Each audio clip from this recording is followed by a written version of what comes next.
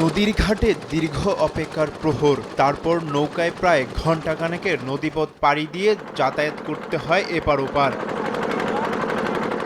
স্বাধীনতার পর থেকে কুড়িগ্রাম ফুলবাড়ী উপজেলার বাসিন্দাসহ পার্শ্ববর্তী আরও ৫টি ইউনিয়নের ৩ লক্ষাধিক মানুষ সদরের ভাঙামোড় থেকে কাঁঠালবাড়ি ইউনিয়নের ভাঙটুরঘাট পর্যন্ত নৌকায় যাতায়াত করছে।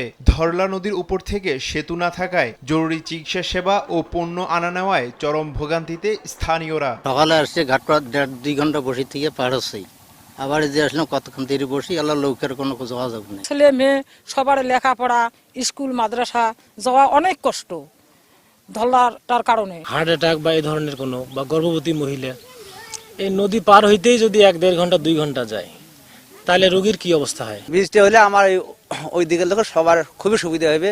কুড়িগ্রাম ফুলবাড়ি খুব একটা যোগাযোগের সুবিধা হবে। কাঁঠালবাড়ি ও হুলুখানা ইউনিয়নের মাঝামাঝি শিবরাং ভাঙটুর ঘাট এলাকায় ব্রিজ নির্মাণে প্রস্তাবনা পাঠানোর কথা জানায় এলজিইডি। ধরলা নদীর উপর ৯০০ মিটার ব্রিজ একটা নির্মাণের জন্য প্রস্তাব পাওয়া গেছে। এটাই ফিজিবিলিটি স্টাডির জন্য আমরা সদর দপ্তরে প্রস্তাব প্রেরণ করেছি।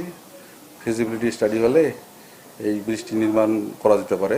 ৬টি ইউনিয়ন নিয়ে গঠিত প্রায় ২ লাখের জনসংখ্যা ফুলবাড়ী উপজেলা ধরলা নদীর কারণে একটি বিচ্ছিন্ন উপজেলা। সময় সংবাদ, কুড়িগ্রাম।